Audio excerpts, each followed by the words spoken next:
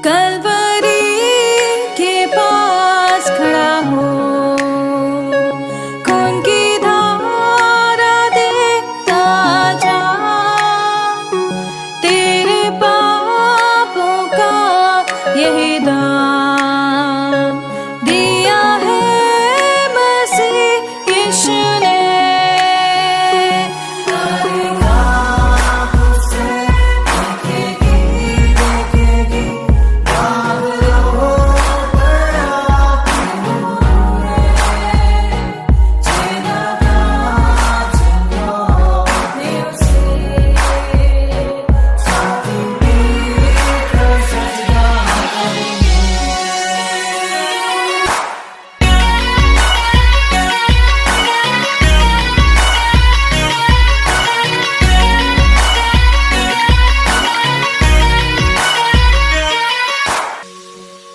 ये हुआ सब तेरे लिए, तूने भी उसे छेड़ा था,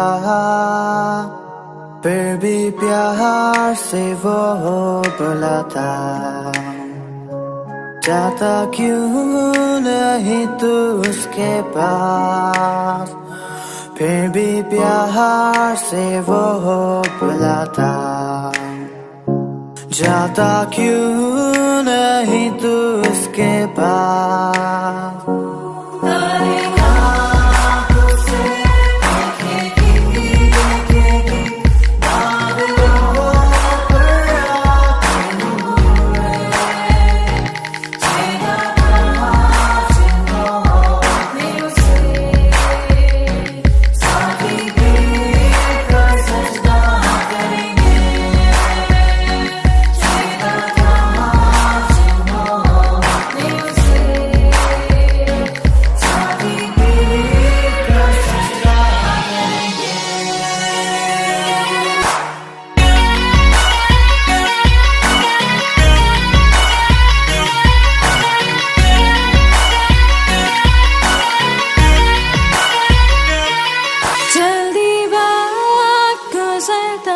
चाहता है, रात अंधेरी आती है, तौबा कर दरवाजा होगा बंद, कुछ ना होगा वे पछताने से,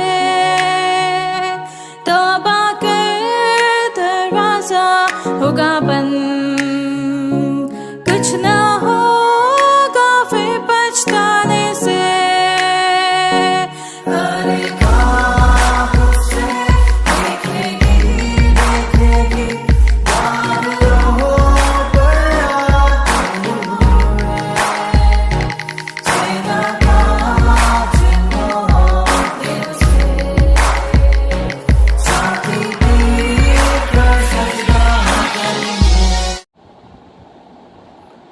हम प्रभु परमेश्वर को धन्यवाद देते हैं आज की सुंदर सुबह के लिए, कि परमेश्वर ने आज की सुंदर सुबह मुझे और आपको दी है कि हम परमेश्वर के इस पवित्र चरणों में आकर परमेश्वर की महिमा करें और उसके नाम को हम धन्य कह सकें। प्रियो, आज की सुबह के लिए दिल की गहराई से धन्यवाद कि परमेश्वर ने हमें संभाला, हमारी मदद की और उसका दया का हाथ हमारे साथ रहा। हम इसके लिए परमेश्वर पिता को दिल की गहराई से धन्यवाद देते हैं। मैं आप सभी का भी दिल की गहराई से धन्यवाद देता हूं कि आपने आज का दिन परमेश्वर के द्वारा देखा, ताकि हम परमेश्वर के साथ मिलकर उसकी आराधना करें, उसकी बड़ाई करें, उसकी स्तुति करें और उसके नाम को हम सराह सकें। प्रियो, जैसे कि आप सबको मालूम है, गलातियों उसका 3 अध्याय का अध्ययन हम कर रहे हैं और आज मैं 23 और 24 पद को आपके सामने पढ़ना चाहता हूं, ताकि इस वचन के द्वारा हम सबको और अधिक आशीष मिले और आज का दिन हमारे लिए बहुत ही आशीष का, आनंद का दिन बन सके। हम वचन को पढ़ेंगे। 23 पद, पर विश्वास के आने से पहले व्यवस्था की अधीनता में हमारी रखवाली होती थी, और उस विश्वास के आने तक जो प्रकट होने वाला था हम उसी के बंधन में रहें। इसलिए व्यवस्था मसीह तक पहुंचाने के लिए हमारी शिक्षा हुई है कि हम विश्वास से धर्मी ठहरें। 25 पद, परंतु जब विश्वास आ चुका तो हम अब शिक्षक के अधीन न रहे। 26 पद भी, क्योंकि तुम सब उस विश्वास के द्वारा जो मसीह यीशु पर है परमेश्वर की संतान हो। परमेश्वर अपने इस वचन के पढ़े और सुने जाने पर आशीष दे। आमीन। प्रार्थना करें। धन्यवाद स्तुति के योग्य हमारे सामर्थ्य परमेश्वर, हम आज की सुबह के लिए दिल की गहराई से आपको धन्यवाद।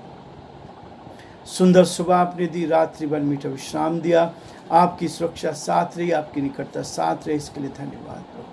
हे परमेश्वर, हे दयालु पिता, हम आपके हृदय से आभारी हैं। ये जीवन देने के लिए धन्यवाद, आज की सुबह देने के लिए धन्यवाद। आपके आज का दिन प्रभु आपने दिया, इस दिन में हमारी मदद करें, सहायता करें। और ये संभव किया ताकि परमेश्वर अपने दिन की शुरुआत करने से पहले हम आपके चरणों में आकर आपकी महिमा करें, आपसे सामर्थ्य लें, आपसे शक्ति लें, आपकी शक्ति को लेकर आगे बढ़ते चले जाएं। आपने हमारे मनों को छुआ है, हमारे हृदय को छुआ है, ताकि संसार के तमाम कामों से को करने से पहले हम आपके साथ झुक जाएं, आपसे सहायता मांगे, आपसे सफलता ले, आपकी सुरक्षा का एहसास करें। सहायता आप देने वाले, मदद आप करने वाले आप परमेश्वर, हम आपकी तारीफ करते हैं। हमारे सारे श्रोताओं के लिए, सारे भाई बहनों के लिए जो आज हमारे साथ जुड़े प्रभु जी, हम यीशु के नाम से प्रार्थना करते हैं, हर एक को ब्लेस कर, हर एक के परिवार पर आशीष दे, जो समस्या में है, परेशानी में है, कठिनाई में है, दुख में, मुसीबत में है, आप उनकी स्तुति लें। जो इस आवाज़ को सुन रहे हैं और जो प्रभु परेशानी में हैं, आप उनसे बातचीत करें, उनके हृदय से में शांति दे, तसल्ली दे, ताकि वो जीत का जीवन जी सके और आपके प्रति विश्वास योग्य बने रह सके और आपके नाम को धन्य कह सके। हमारी प्रार्थना, हमारी विनती प्रभु, आपकी उपस्थिति हमारे सारे श्रोताओं के साथ, हिंदुस्तान के अलग क्षेत्रों में प्रभु जहाँ ये आवाज़ जा रही प्रभु जी, उन सब से बातचीत करें। आपका हाथ उनके साथ बना रहे। हम बड़े आदर के साथ, दीनता के साथ, नम्रता के साथ पिता परमेश्वर अपने आप को, अपने कमजोर और निर्बल जीवन को पिता आपके हाथ में सौंपते हैं और यही प्रार्थना विनती करते हैं, आपकी उपस्थिति हर कदम पर उनके साथ बनी रहे, ताकि हम आपकी महिमा का, हमारे प्रदेश राजस्थान पर आपकी आशीष चाहते हैं, यहाँ के मुख्यमंत्री पर आपकी आशीष चाहते हैं। हम प्रार्थना करते देश के लिए, देश के प्रधानमंत्री, राष्ट्रपति के लिए, आप उनको भी अच्छी बुद्धि दे, ताकि देश का संचालन आपकी महिमा के लिए कर सके। और सारे प्रदेशों के मुख्यमंत्रियों के लिए प्रार्थना करते हैं, आप उन सब पर भी आशीष दें। इस देश को संभाल, देश में शांति बनी रहे, आपकी उपस्थिति बनी रहे, अपनी शांति से परिपूर्ण का हम सारी महिमा, आदर, गौरव प्रभु जी आपको देते हुए, हम सभी को प्रभु जी आपके हाथों में सौंपते हुए इस विनती को अपने प्रभु, अपने धार करता यीशु मसीह के नाम से मांगते हैं, आमीन। प्रियो, परमेश्वर का वचन ही है जो आपको, मुझे एक नई ताजगी देता है। हर रोज एक नई ताजगी हमारे जीवन में देता है। वो कहता है 23 पद में, पर विश्वास के आने से पहले व्यवस्था की अधीनता में हमारी रखवाली होती थी। ये वचन था जो हमें गाइड करता था। ये वचन जो परमेश्वर के द्वारा दिया जाता, उसके सेवकों को, उसके दासों को, उसके भविष्यद्वक्ताओं को, उसके नबियों को, और नबियों के द्वारा ये संदेश हमारे पास आता था, संसार के लोगों के पास आता था। और इसी बात को लेकर, और इस बात को कहता है 22 पद में कि विश्वास करने वालों के लिए पूरी हो जाए। मसीह यीशु इस संसार में आ गया, मसीह यीशु मेरे और आपके लिए संदेश को लेकर आ गया, ताकि व्यवस्था की इन सारी बातों को पूरा करें। और व्यवस्था की इन बातों को यीशु ने आकर पूरा किया, ताकि जो व्यवस्था नहीं कर पाई वो यीशु पर विश्वास करने के द्वारा हम उस बात को देख पाएँ। और इसलिए कहता, पर विश्वास के आने से पहले व्यवस्था की अधीनता में हमारी रखवाली होती थी। मनुष्य को सहायता की आवश्यकता थी, मार्गदर्शन की आवश्यकता थी, गाइडेंस की आवश्यकता थी। आज भी बहुत सारी गाइडेंस आज संसार के लोग भी देते हैं, लेकिन आत्मिकता में जो गाइडेंस है वो आत्मा के द्वारा होता है, विश्वास के द्वारा। और इसलिए आज वो कहता है कि अधीनता में हमारी रखवाली होती थी और उस विश्वास के आने तक जो प्रकट होने वाला था, हम उसी के बंधन में रहे। आज भी बहुत सारे लोग व्यवस्था के बंधन में हैं, आज भी बहुत सारे लोग गुलामी के बंधन में हैं, और ऐसी गुलामी में कि जो हमें छोड़ नहीं रही है। लेकिन यीशु मसीह ने इस संसार में आकर मुझे और आपको उस पाप की गुलामी से आज़ाद किया, स्वतंत्र किया, ताकि हम स्वतंत्रता का जीवन जिए, आज़ादी का जीवन जिए। आपके सामने स्वतंत्रता है। व्यवस्था में आज़ादी नहीं थी। व्यवस्था आपको मार्गदर्शन करती थी, गाइड करती, ये करना, ये करना, ये नियम करना, तब आपके हो सकता है। लेकिन विश्वास से आप जीवन बदल जाता है, विश्वास से आपका जीवन बदल जाता है। जैसा मैंने बार बार इस बात को देखा, आज हम क्यों इस संदेश को पहुंचा रहे हैं, उसके पीछे कारण है कि जीवन बदल गया है, जीवन बदल गया है। 28 सितंबर 1980 को प्रभु ने मेरे जीवन को बदल दिया, और बदल दिया तो ये बेचैनी है कि जब तक हम सुबह उठकर परमेश्वर की महिमा नहीं कर पाते, जब तक हम सुबह उठकर परमेश्वर के नाम को धन्य नहीं कहते, तो जीवन में वो आनंद नहीं आता है।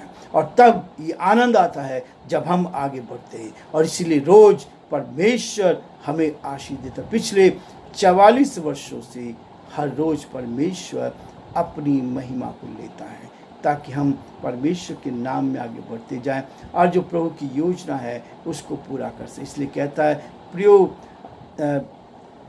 हम परमेश्वर के साथ, यीशु मसीह के साथ इस प्रेम को प्राप्त करते हैं। ये प्रेम है जो एक दूसरे के लिए हमें आगे बढ़ाता है। 24 पद में कहता है, इसलिए व्यवस्था मसीह तक पहुंचने में के लिए हमारी शिक्षक हुई है।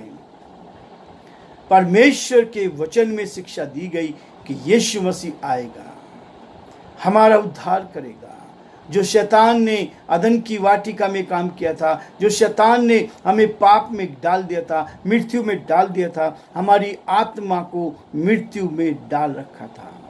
लेकिन ये व्यवस्था जो थी, ये वचन जो था, जो हमारे हाथों में है, ये हमारे लिए शिक्षक के रूप में बनी।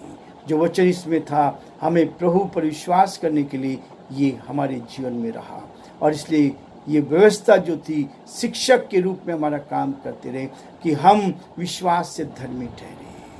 शिक्षा देना बहुत अच्छी बात है, लोगों को बताना बहुत अच्छी बात है, मानना ना मानना लोग की बात है। मैंने इस वचन को जब देखा, पढ़ा, बचपन से पढ़ता था, लेकिन नहीं, कभी इसकी गहराई में नहीं गया, कभी इससे मुझे छुआ नहीं था। लेकिन जब मुझे छुआ तो जीवन बदल गया, बीमारियां चली गई, शांति आ गई, समस्याओं का समाधान होने लगा। और मैं इन दिनों देख रहा था, समस्याओं से भागे नहीं, समस्याओं से भागे नहीं।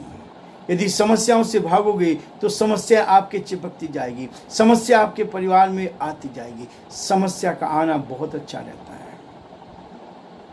समस्याओं का आना बहुत अच्छा है। याकूब के उसके पहले अध्याय में और उसके दूसरे पद में लिखा है, हे भाइयों, जब तुम नाना प्रकार की परीक्षाओं में पढ़ो तो इसको आनंद की बात करो। ये समस्या नहीं, परीक्षा है, आपको आगे बढ़ाने के लिए परीक्षा है, आपके जीवन को ऊंचाई पर ले जाने के लिए परीक्षा है, ताकि आप जीवन में आगे बढ़ते जाएं। इसलिए यीशु मसीह मेरे लिए धर्मी बन के आया है।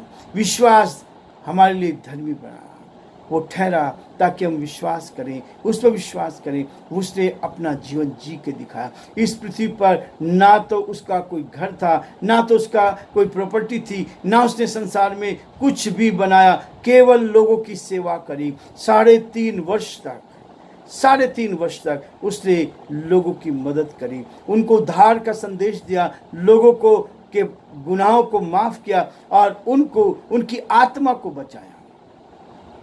मेन उद्देश्य आत्मा को बचाना। आज हम भी केवल आत्मा को बचा रहे हैं, परिवर्तन कुछ नहीं है। आत्मा यदि बच गई, आत्मा यदि शुद्ध हो गई, और इसलिए शुद्धता का जीवन जीने के लिए परमेश्वर का ये वचन है, ये व्यवस्था है जो आपकी जीवन में, आपके परिवार में उस पवित्रता को लेकर आएगा। आत्मा शुद्ध है और यदि परिवार के सब लोगों की आत्मा शुद्ध है तो आपके घर में शांति, तसल्ली, आनंद रहेगा। इसलिए शैतान की दुष्ट की सारी चालों को हम परास्त करते हैं, क्योंकि परमेश्वर की शांति हमारे मन में आती है। जब आप अपने पापों से, गुनाहों से तौबा करते हैं, तब आपको ईश्वरीय शक्ति, परमेश्वर की आत्मा आपके अंदर निवास करती है और आपको शांति मिलती है और आप परमेश्वर की उस शांति को लेकर जीवन में आगे बढ़ते हैं। इसलिए प्रियो, परमेश्वर का वचन का 25 पद में, परंतु जब विश्वास आ चुका तो हम अब शिक्षक के अधीन नहीं रहे। जब विश्वास आया तो इसने शिक्षक ने हमारा मार्गदर्शन किया, लेकिन आज जो जीवित हैं तो विश्वास से जीवित हैं। वो हमारे शिक्षक के अधीन नहीं रहे। 26 पद कहता, क्योंकि तुम सब उस विश्वास के द्वारा जो मसीह यीशु पर है परमेश्वर की संतान हो। जब आप संतान बन गए हैं, परमेश्वर की, परमात्मा की संतान आप बन गए हैं, तो आपका मार्गदर्शन कौन करेगा? वो परमात्मा की आत्मा, क्योंकि आत्मा तो आत्मा सो परमात्मा, और वो परमात्मा की आत्मा आपके अंदर आ गई तो आप परमेश्वर की महिमा करेंगे। इसलिए प्रियो, परमेश्वर हमें सामर्थ्य, शक्ति दे। कल हम इस अध्याय को समाप्त करना चाहेंगे ताकि परमेश्वर के वचन को लेकर आगे बढ़ते जाएं और फिर से हम चौथे अध्याय का अध्ययन करता है कि हम आगे बढ़ते जाएं, एक एक अध्याय लेकर परमेश्वर की महिमा करें, 2-2 पद लेकर हम परमेश्वर की महिमा करें। प्रियो, प्रभु आप सबको बहुत आशीष दे और परमेश्वर का हाथ आप पर और आपके पूरे परिवार पर बना रहे।